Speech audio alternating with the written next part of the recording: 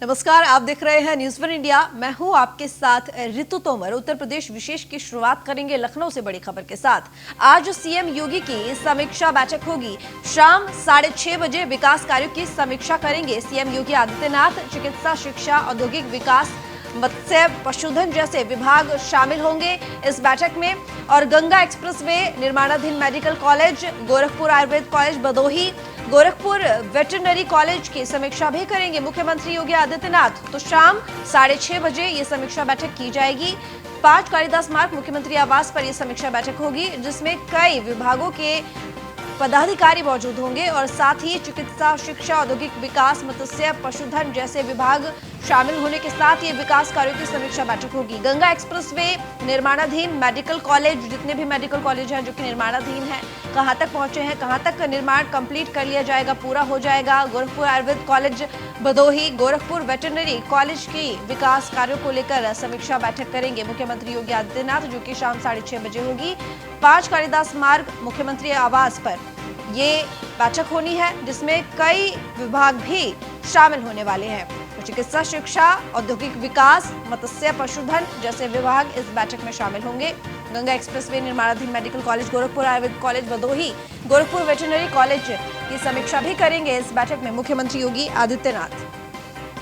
तो बेहद अहम ये बैठक, विकास कार्यों की समीक्षा 6:30 बजे 5 कालिदास मार्ग मुख्यमंत्री आवास पर होगी।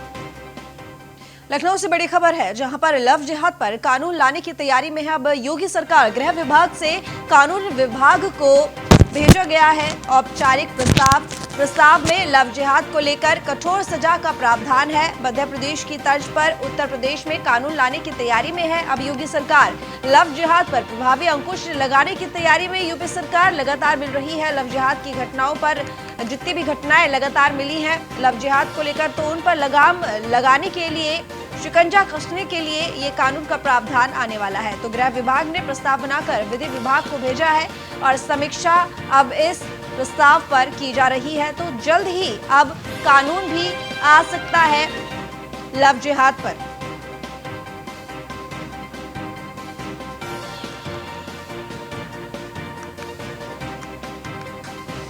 तो गृह विभाग से कानून विभाग को औपचारिक प्रस्ताव भेज दिया गया है, जिस पर समीक्षा भी की जा रही है। तो प्रस्ताव में लव जिहाद को लेकर कठोर सजा का प्रावधान है।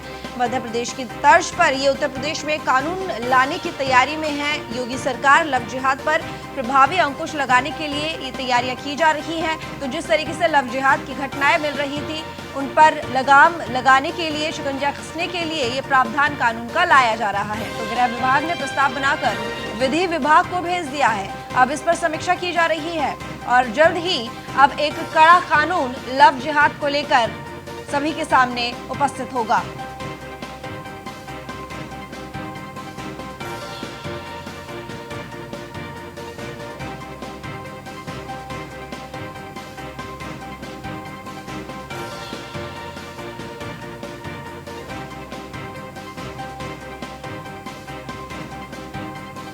लव जिहाद जैसी घटनाओं पर लगाम लगाने के लिए, उनको रोकने के लिए एक बड़ा कदम अब यूपी सरकार उठा रही है। कानून लाने की तैयारी में है योगी सरकार। गृह विभाग से कानून विभाग को प्रस्ताव भेज दिया गया है, ये औपचारिक प्रस्ताव भेजा गया है। अब विधि विभाग इस पूरे प्रस्ताव को लेकर समीक्षा कर रहा है और जैसे ही समीक्षा पूरी हो जाएगी उसके बाद ये कानून लाया जाएगा, जिसमें कठोर सजा का प्रावधान होगा लव जिहाद को लेकर। तो लव जिहाद की पीड़िताएं, जिस तरीके से घटनाएं आ रही थी सामने, और लव जिहाद को लेकर जो पीड़िताएं थी, एक तरीके से कहा जा सकता है कि काफी लंबे समय से चली आ रही ऐसी घटनाएं और पीड़िताएं, अब उनको न्याय मिलने के लिए, न्याय दिलाने के लिए ये कठोर सजा का प्रावधान होगा इस कानून में, जो कि लाया जा रहा है। तो राहत की खबर पीड़िताओं के लिए, साथ ही लोगों के लिए।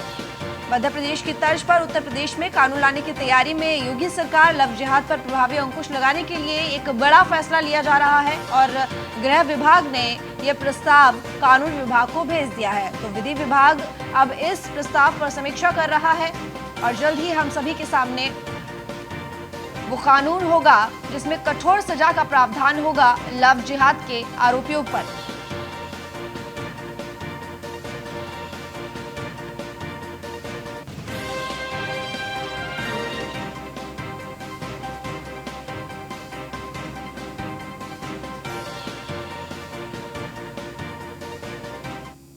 घटनाएं बढ़ रही थी, पहले भी थी और इधर कुछ ज्यादा घटनाएं बढ़ रही थी, जिसको लेकर आदरणीय योगी जी ने साफ कर दिया था कि अगर जरूरत पड़ेगी तो हम कानून बनाएंगे। और उसी क्रम में हम कानून बना रहे हैं, क्योंकि अब हमारे उत्तर प्रदेश में ये नहीं चलेगा कि आप मिशन के तहत, लव जिहाद के तहत बच्चियों को बहला फुसला कर और उनको धर्म परिवर्तन कराएं या आप अपने मिशन का पार्ट बनाएं। तो इस तरह से मैं बताना चाहता हूं वो जिहादी लोगों को भी जो इस तरह का जिहाद कर रहे हैं, उनके लिए भी तय है, उनके लिए एक संदेश है कि हम कड़ा कानून बना रहे हैं और उनको भी जेल में डालने का काम करेंगे, उन बच्चियों को सुरक्षित करने का काम करेंगे जिनको लव जिहाद में फंसाकर उनका धर्म परिवर्तन किया जा रहा था। ये साफ संदेश है आदरणीय योगी जी का। देखिए, लखनऊ से खबर है जहां पर लव जिहाद कानून को लेकर सपा बोली। सपा प्रवक्ता अनुराग भदौरिया का बयान आया है तो देश के अंदर पहचान छुपाकर धोखा देना अपराध हो गया है, लेकिन बीजेपी न्याय में कम राजनीति में ज्यादा पहचान रखती है और ये समाज में चिंता का विषय है। अनुराग भदौरिया जो कि सपा प्रवक्ता है, उन्होंने ये बयान दिया है लव जिहाद पर कानून को लेकर। तो लव जिहाद पर कानून को लेकर सपा प्रवक्ता अनुराग भदौरिया ने बयान दिया। उन्होंने कहा कि देश के अंदर पहचान छुपाकर धोखा देना अपराध है, लेकिन बीजेपी न्याय में कम राजनीति में ज्यादा विश्वास रखती है और ये समाज में चिंता का विषय है। तो यानी कि जिस तरीके से लव जिहाद को लेकर कानून लाने की तैयारी में योगी सरकार है और ऐसे में अब सपा प्रवक्ता अनुराग भदौरिया का ये बयान आया है और जिनका कहना है कि बीजेपी ये जो काम कर रही है ये सिर्फ राजनीति चमकाने के लिए कर रही है, यानी कि न्याय में विश्वास नहीं है। न्याय के लिए बीजेपी का ये कदम नहीं है, ये फैसला राजनीति में रहने के लिए है और समाज में ये चिंता का विषय है। हालांकि उन्होंने जिस तरीके से लव जिहाद की घटनाएं आ रही थी उनको लेकर ये बात कही है कि पहचान छिपाकर किसी को धोखा देना अपराध है, लेकिन बीजेपी का ये फैसला सिर्फ राजनीति चमकाने के लिए है। हिंदुस्तान के अंदर में कोई व्यक्ति चाहे किसी भी जाति धर्म का हो, अगर अपनी पहचान छुपा के किसी महिला के साथ संबंध बनाता है, उससे दोस्ती करता है, उसको धोखा देता है तो क्राइम कहलाता है। इसमें उसको सजा मिलनी चाहिए और कानून में अच्छा प्रावधान में होना चाहिए। लेकिन भारतीय जनता पार्टी उस महिला को न्याय दिलाने में तो कम, लेकिन उसका राजनीतिकरण करने में ज्यादा विश्वास रखती है। समाज के अंदर में उसका राजनीतिक रूप रंग देने में ज्यादा विश्वास रखती है। ये हिंदुस्तान के समाज के लिए चिंता का विषय। लखनऊ से खबर है जहां पर वसीम रिजवी के खिलाफ सीबीआई ने एफआईआर दर्ज की है। वक्फ बोर्ड के दो अलग अलग मामलों में सीबीआई ने एफआईआर दर्ज की। शिया वक्फ बोर्ड में जमीन घोटाले का आरोप है। वक्फ बोर्ड चेयरमैन रहते घोटाले का आरोप लगाया गया है वसीम रिजवी पर। मौलाना कल्बे जवाद ने गृह मंत्री अमित शाह से मुलाकात की थी। मामले की जांच को लेकर अमित शाह से ये मुलाकात की गई। राज्य की योगी सरकार ने इलाहाबाद के शहर कोतवाली और लखनऊ के हजरतगंज थाने में वसीम रिजवी के खिलाफ जो मामले दर्ज किए गए हैं उनको लेकर सीबीआई जांच कराने की प्रस्तुति 2019 में की थी।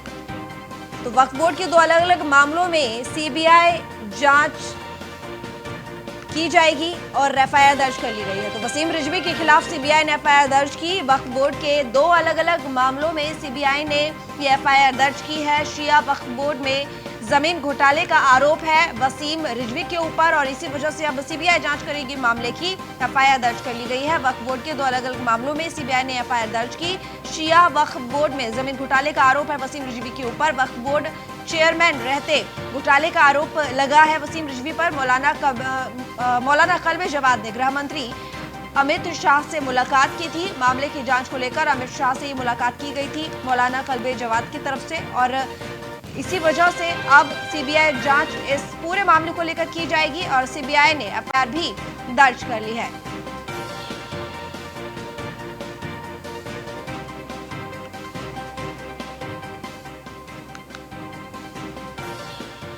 तो रिजवी पर एफआईआर दर्ज होने पर राज्य मंत्री मोहसिन रजा ने बयान दिया है। पिछली सरकारों में हजारों करोड़ की वक्फ संपत्ति बेची गई और बर्बाद की गई।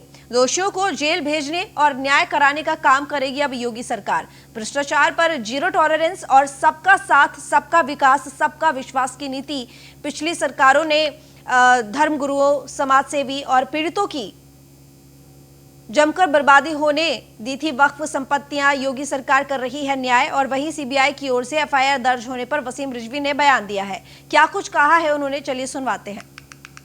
देखिए, जहां तक आपने सवाल किया कि वक्फ बोर्ड की संपत्तियों को आज सीबीआई के हवाले हमने आज नहीं किया, ये सीबीआई के हवाले हमने जब हम सरकार में आए थे, क्योंकि पिछली सरकारों में लगातार मांग उठ रही थी, जो लोग तुष्टीकरण की राजनीति करते थे, ये सब उनका किया धरा था। लेकिन भारतीय जनता पार्टी में आदरणीय योगी जी के नेतृत्व की सरकार जब 2017 में आई और हमारे सामने ये मांगे आई, तो उसको हमने गंभीरता से लेते हुए, क्योंकि हमारी भ्रष्टाचार पर जीरो टॉलरेंस की नीति, उसके तहत और लोगों को न्याय दिलाना, ये हमारी सरकार का काम था। और हमने उसमें आगे बढ़ते हुए आदरणीय योगी जी ने 2019 में ही इसको सीबीआई के हवाले कर दिया था, क्योंकि लगातार तमाम मुस्लिम धर्मगुरु, तमाम बुद्धिजीवी वर्ग के लोग, तमाम समाजसेवी संस्थाएं और तमाम वो लोग जिनको गलत तरीके से मुतवल्लियों को हटाकर दूसरे मुतवल्लियों को बनाकर इन संपत्तियों को बेचा गया था, भ्रष्टाचार हुआ था। तो भ्रष्टाचार की एक प्रकाष्ठा थी दोनों वक्फ बोर्डों में उत्तर प्रदेश के। तो इसलिए इसको लेकर सीबीआई की मांग लगातार उठती रही। पिछली सरकारों ने तुष्टीकरण की राजनीति के चलते उसको नहीं दिया, लेकिन हमारी जो सबका साथ, सबका विकास और सबके विश्वास की नीति है और भ्रष्टाचार पर जीरो टॉलरेंस की नीति है, उसके तहत हमने इसको सीबीआई के हवाले कर दिया था। हमारी सरकार का स्टैंड साफ था कि हम लोगों को न्याय दिलाएंगे, क्योंकि मुस्लिम समाज के लोग जिनके उत्थान और कल्याण के लिए ये प्रॉपर्टियां वक्फ हुई थी, उनको खुर्द-बुर्द कराने का काम पिछली सरकार, चाहे बसपा हो, सपा हो, कांग्रेस हो, इन्होंने कराया था। भारतीय जनता पार्टी ने अपना स्टैंड साफ रखा था कि हम इसमें सीबीआई से इसकी जांच कराएंगे और जो लोग भी दोषी हैं उनको जेल भेजने का काम करेंगे और जिन लोगों के साथ अन्याय हुआ है उनको न्याय दिलाने का काम करेंगे। तो उसी क्रम में आदरणीय योगी जी ने 2019 में ही सीबीआई को दे दिया था। आज एफआईआर सीबीआई ने लॉन्च की है शिया वक्फ बोर्ड के चेयरमैन के खिलाफ, जिनके खिलाफ बहुत ही ज्यादा भ्रष्टाचार के आरोप हैं, और साथ साथ सुन्नी वक्फ बोर्ड में भी तमाम भ्रष्टाचार के आरोप हैं। तो दोनों ही बोर्डों की जांच सीबीआई करेगी और अब आप इंतजार कीजिए, इसमें बहुत सारे और भी नाम आएंगे जो इसमें शामिल थे, पीछे से, पर्दे के पीछे के भी चेहरे सामने आएंगे, क्योंकि ये बहुत बड़ा भ्रष्टाचार है। हजारों करोड़ की संपत्तियां उत्तर प्रदेश में खुर्द-बुर्द की गई हैं, इसलिए ये जांच कराकर एक न्याय देने का काम किया है आज योगी सरकार ने। इसलिए हमारा स्टैंड साफ है कि हम भ्रष्टाचार पर जीरो टॉलरेंस की नीति पर ही काम करते हैं। लखनऊ से खबर है, जहां पर रिजवी पर एफआईआर होने पर अनुराग भदौरिया सपा प्रवक्ता ने बयान दिया। बीजेपी सरकार को 4 साल हो गए लेकिन एफआईआर नहीं की, अब तो चले जाएंगे आप। ये मार्केटिंग इवेंट की एफआईआर है और हम सपा के लोग भ्रष्टाचार के खिलाफ हमेशा से रहे हैं। तो अनुराग भदौरिया सपा प्रवक्ता जिन्होंने ये बयान दिया है वसीम रिजवी के खिलाफ, जिस तरीके से सीबीआई ने ये 2 एफआईआर दर्ज की हैं, उसको लेकर ये बयान अनुराग भदौरिया ने दिया। उन्होंने कहा कि बीजेपी सरकार को 4 साल हो गए लेकिन एफआईआर नहीं की और अब जाकर ये एफआईआर की गई है और अब ये चले जाएंगे। इसी वजह से मार्केटिंग इवेंट की ये एफआईआर है, यानी कि एक तरीके से मार्केटिंग करने के लिए, राजनीति चमकाने के लिए एफआईआर की गई है, दिखावटी ये एफआईआर की गई है। अब तक जो 4 साल बीते हैं उसमें एफआईआर क्यों नहीं की गई? और सपा के लोग हमेशा से भ्रष्टाचार के खिलाफ रहे हैं। हम समाजवादी लोग हमेशा से भ्रष्टाचार के खिलाफ रहे हैं। हम यहाँ पे विकास की राजनीति करते हैं, समाज को आगे ले जाने की राजनीति करते हैं। ये जब भारतीय जनता पार्टी उत्तर प्रदेश की सरकार में आई थी तो कहती थी हम उत्तर प्रदेश को भ्रष्टाचार मुक्त करेंगे, यहाँ ट्रांसपेरेंसी लेके आएंगे। अरे मेरे प्रभु, मेरे भैया, गुरु, भारतीय जनता पार्टी आपको हो गए 4 साल यहाँ सरकार चलाते हुए, लेकिन आपने एफआईआर क्यों नहीं की? क्यों नहीं इसके पहले कार्रवाई की? किस बात का इंतजार कर रहे थे? अब तो चली चलाई का बेला है, 2022 में आप चले जाएंगे, तो आप ये मार्केटिंग इवेंट वाली एफआईआर कर रहे हैं। कमाल है। ये समाज के लिए चिंता का विषय, उत्तर प्रदेश के लिए चिंता का विषय है कि भारतीय जनता पार्टी भ्रष्टाचार खत्म नहीं करना चाहती है, सिर्फ माहौल बनाना चाहती है। कमाल है भारतीय। लखनऊ से बड़ी खबर, जहां पर एक्शन में नए police commissioner DK Kumar, CP DK Kumar ने सीयूजी नंबर को उठाने पर जोर दिया है। जो भी सीयूजी नंबर है उनको संबंधित अधिकारी जरूर उठाए, तो क्योंकि जनता को यही नंबर आसानी से मिलते हैं। तो बता दें आपको, नए सीपी डीके कुमार जब से इन्होंने पद संभाला है लखनऊ में पुलिस कमिश्नर का, एक्शन में नजर आ रहे हैं। Police commissioner DK Kumar, CP DK Kumar ने सीयूजी नंबर को उठाने पर जोर दिया और साथ ही ये भी कहा कि जो भी सीयूजी नंबर है उनको संबंधित अधिकारी जरूर उठाए, तो क्योंकि जनता को यही नंबर है जो आसानी से मिलते हैं और इसी वजह से अधिकारी इन नंबरों को जरूर उठाएं।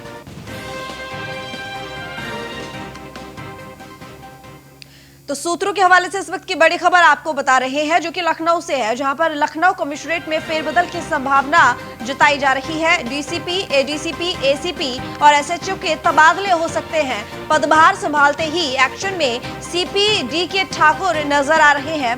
लंबे समय से एक ही थाने में जो पुलिस वाले जमे हुए हैं, उन पर नजर है अब सीपी डीके ठाकुर की, यानी कि पुलिस कमिश्नर लखनऊ के नए नवेले पुलिस कमिश्नर लखनऊ के डीके ठाकुर जैसे ही इन्होंने अपना पदभार संभाला, उसके बाद से लगातार एक्शन में नजर आए और अब लंबे समय से एक ही थाने में जमे पुलिस वालों पर नजर है नए सीपी की और बड़ा फेरबदल हो सकता है।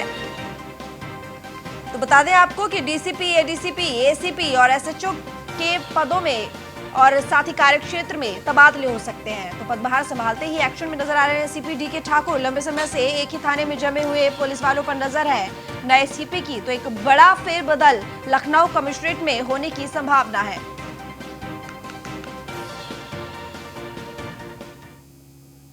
ब्रेक के बाद एक बार फिर बहुत स्वागत है। रुक करेंगे खबरों की ओर। वाराणसी से खबर, जहां पर वाराणसी दौरे पर बीजेपी प्रदेश प्रभारी राधा मोहन सिंह बीजेपी कार्यकर्ताओं के साथ बैठक की है। बीजेपी प्रदेश प्रभारी बनने के बाद ये पहला दौरा है। तो बता दें, संगठन मंत्री सुनील बंसल, मंत्री अनिल राजभर भी इस बैठक में मौजूद रहे। यूपी सरकार के कई मंत्री भी इस बैठक में शामिल हुए। तो बीजेपी प्रदेश प्रभारी बनने के बाद ये पहला दौरा बीजेपी प्रदेश प्रभारी राधा मोहन सिंह का। वाराणसी दौरे पर हैं आज बीजेपी प्रदेश प्रभारी राधा मोहन सिंह। बीजेपी कार्यकर्ताओं के साथ ये बैठक की गई, जिसमें कई मंत्री भी शामिल रहे। तो चर्चा की गई और साथ ही बीजेपी प्रदेश प्रभारी बनने के बाद राधा मोहन सिंह का ये पहला दौरा है। तो वाराणसी में है आज और वाराणसी दौरे पर आज राधा मोहन सिंह, जो कि कृषि मंत्री भी हैं और साथ ही बीजेपी प्रदेश प्रभारी हैं, और संगठन मंत्री सुनील बंसल और साथ ही मंत्री अनिल राजभर भी इस वक्त मौजूद रहे। तो यूपी सरकार के कई मंत्री भी इस बैठक में शामिल रहे।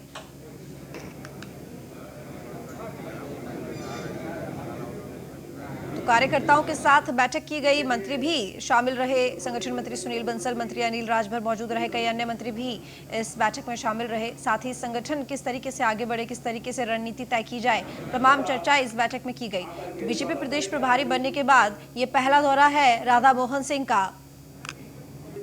आकाश यादव हमारे संवाददाता जुड़ चुके हैं ज्यादा जानकारी के साथ। आकाश, बीजेपी प्रदेश प्रभारी के बाद राधा मोहन सिंह का ये पहला दौरा है और वाराणसी में इस वक्त वो हैं, जिसमें बैठक की गई और बैठक में कार्यकर्ताओं के साथ कई मंत्री भी मौजूद रहे। आपसे जानना चाहेंगे बैठक के बारे में, क्या खास विषय रहा चर्चा का, कौन कौन इस बैठक में मौजूद रहे बड़े मंत्री?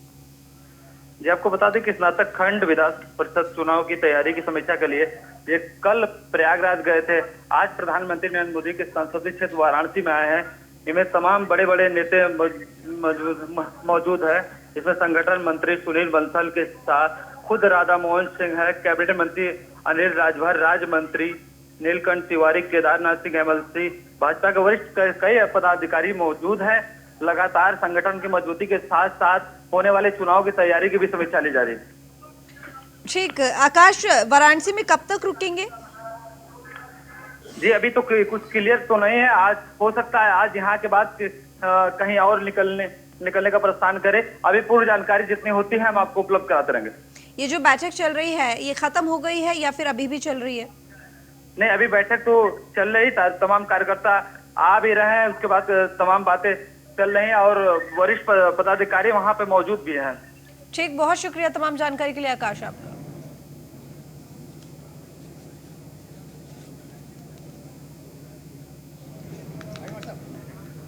चुनाव के दृष्टि से आज एक क्षेत्रीय बैठक आयोजित की गई है और एक प्रकार से पूरे देश में और उत्तर प्रदेश में भी भाजपा विकास और प्रगति का एक प्रकार से प्रतीक बन चुका है। अभी जितने उपचुनाव हुए या बिहार का चुनाव हुआ, इन तमाम स्थानों पर जो हमारे विरोधी हैं, उनके जो जातिवादी और सांप्रदायिक नारे हैं, उत्तर प्रदेश के अंदर भी और उत्तर प्रदेश से बाहर भी और बिहार की जनता ने भी उसको नकारा है और मोदी के विकास के परचम को लहराने का काम किया है।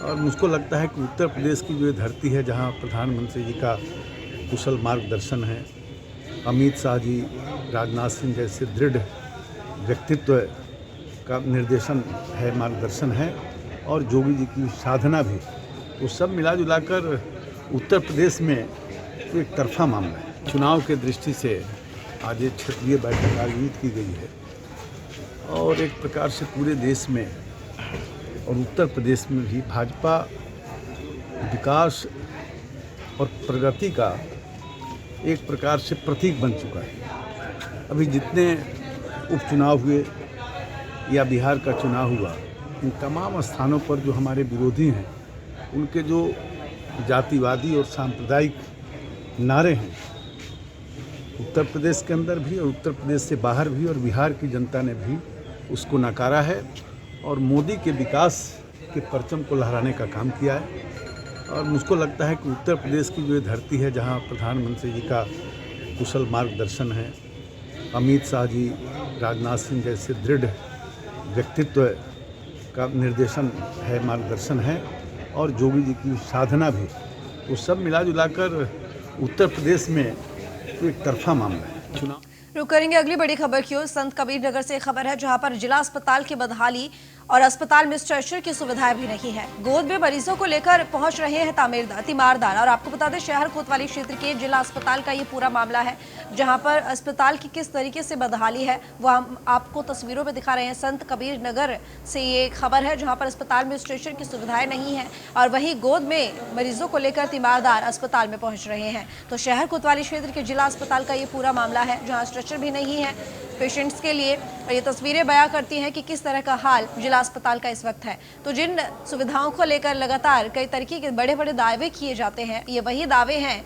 जो कि बिल्कुल खोखले नजर आ रहे हैं इन तस्वीरों में। संत कबीर नगर जिला अस्पताल की ये तस्वीरें इस वक्त आप न्यूज़ 1 इंडिया की टीवी स्क्रीन पर देख रहे हैं, जहाँ पर स्ट्रेचर नहीं है मरीजों के लिए। ये व्यक्ति इस महिला को गोद में लेकर बेड पर लेटाने के लिए लेकर गया है।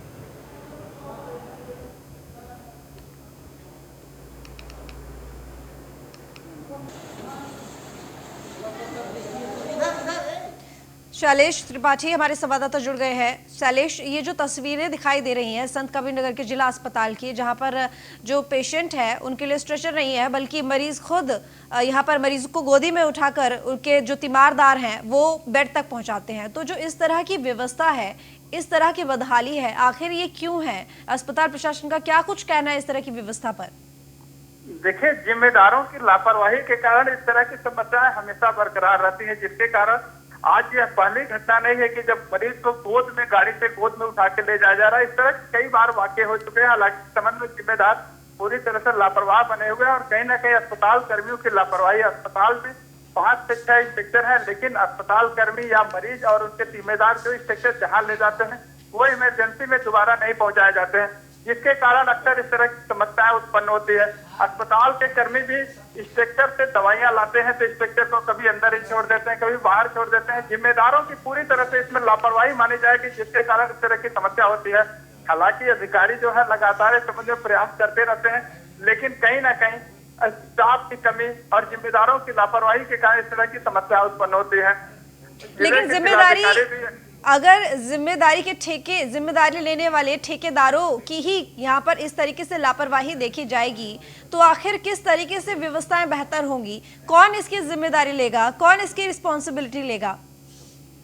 जी देखिए, आपको बता दें, जिले के जिलाधिकारी से लेकर सभी लोग अस्पताल का निरीक्षण करते हैं, लेकिन जो निरीक्षण होता है वो सिर्फ कागजों में खाना पूर्ति होती है। हकीकत में क्या कमियां हैं, कौन सी दवाइयों की कमी है, क्या व्यवस्थाओं की कमी है, इस संबंध में कोई नहीं देखता। अस्पताल के स्टाफ लगातार इस संबंध में लिखते रहते हैं कि ये व्यवस्था नहीं है या ये दवाएं नहीं है। तो ठीक शैलेश, बहुत धन्यवाद आपका तमाम जानकारी के लिए। आगरा से खबर है, जहां पर किसान का शव मिलने से हड़कंप मच गया। संदिग्ध हालात में किसान का शव मिला है। पुलिस शव को कब्जे में लेकर जांच में जुट गई है।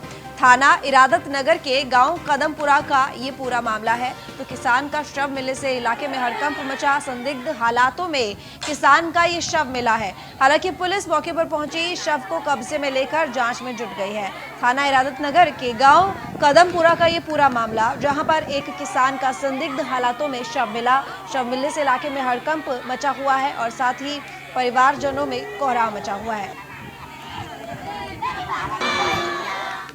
फिलहाल इस बुलेटिन में इतना ही। देश और दुनिया की तमाम खबरों के लिए देखते रहिए न्यूज़।